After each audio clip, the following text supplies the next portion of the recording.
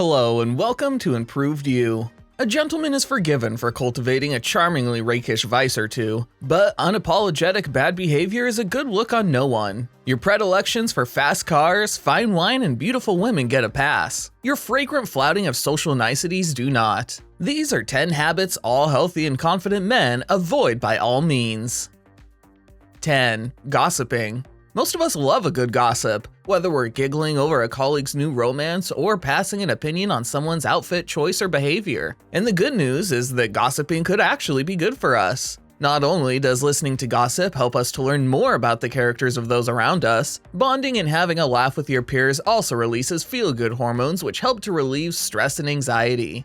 9. Bad manners. Manners maketh man. Those words of wisdom were spoken by Harry Hart in Kingsman, right before he beat the heck out of a group of hooligans. I've seldom heard a phrase sum up so much in so few words, and it certainly matters when it comes to relationships. Women do not want to feel as though they're dating a savage, guys. For starters, try making complete sentences without needing a curse word. Don't go around getting drunk if you know you're unbearable when you've had too many in you. Please don't dominate the conversation when it's supposed to be a back and forth. Just be civil. Have the best manners you can. It's not that hard. Look yourself in the mirror and ask, am I the type of guy Harry Hart would beat up?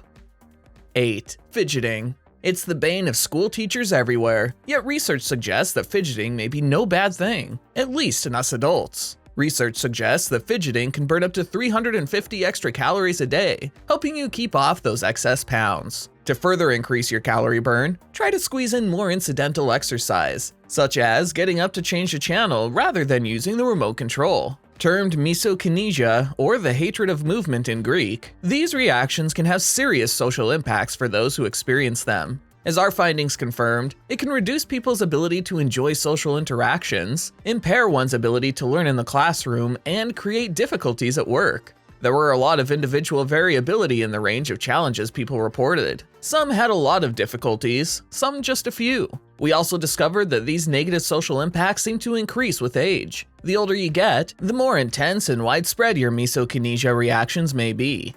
7. Swearing.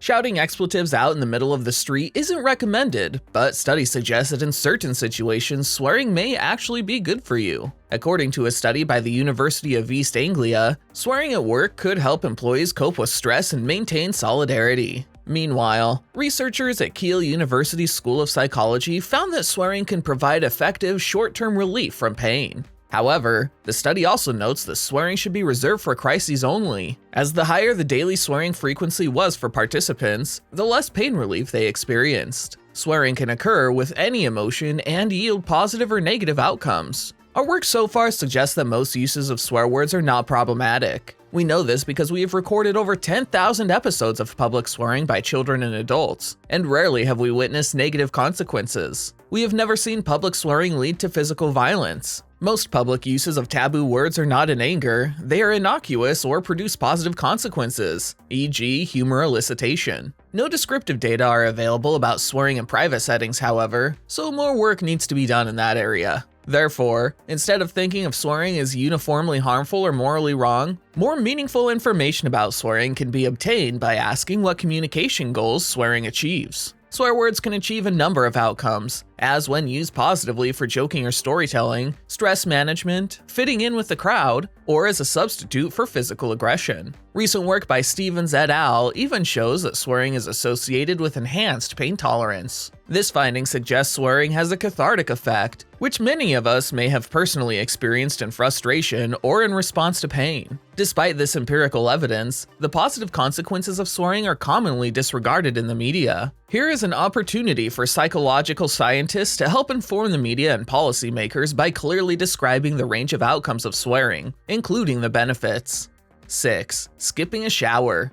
Okay, so repeatedly missing showers may not win you any friends, but if you were ever tempted to skip a shower here and there, research suggests that you could be doing your health and the environment a favor. Daily washing not only strips your skin of the natural oils that keep it hydrated and supple, it could also strip your skin of good bacteria that help to prevent disease. If you do decide to skip a shower, just try to do it on a day when you won't be vigorously working out. 5. Losing your temper.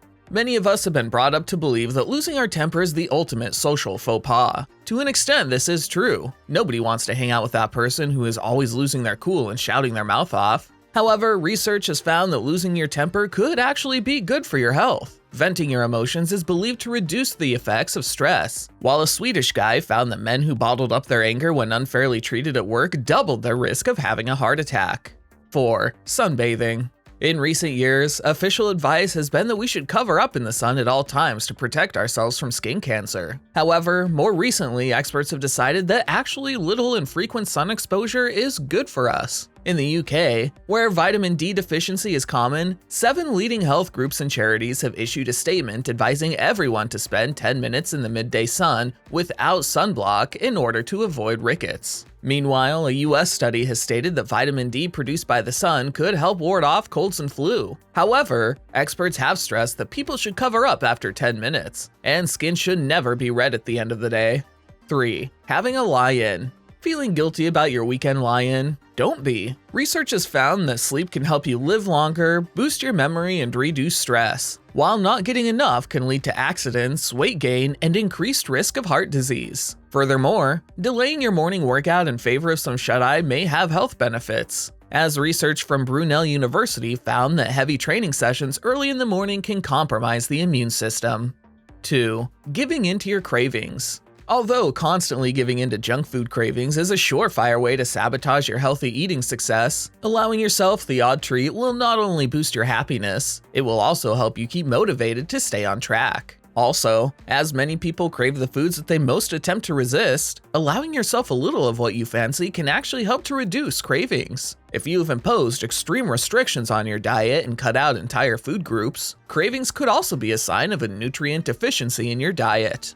1. Daydreaming. Many of us view daydreaming as a sign of laziness or form of procrastination. However, researchers at the University of British Columbia have found that letting your mind wander can actually help boost your problem-solving abilities. The study found that when participants' minds wandered, the parts of their brain associated with problem-solving became more active than when focused on routine tasks. So, while daydreaming can increase the time it takes to complete your present task, it can allow you to unconsciously sort through other important problems in your life. Excessive daydreaming is a disorder also known as maladaptive daydreaming. It happens in people who have vivid, well-thought-out daydreams that go on for hours. This makes maintaining real-life relationships and responsibilities difficult. This disorder is not recognized in standard mental health manuals. Excessive daydreaming may fully immerse you in an imaginary world, making it difficult for you to maintain healthy interactions and complete your responsibilities in the real world. If you're having maladaptive daydreaming, you may read books, watch movies or television, or play video games for long periods of time. These actions might feel compulsive and last for several hours each day.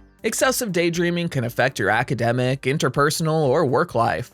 While maladaptive daydreaming is not yet identified as a mental health behavioral disorder, it may be related to 4 categories of mental health disorders: dissociative disorders, disturbance of attention, obsessive-compulsive spectrum disorder, and behavioral addiction.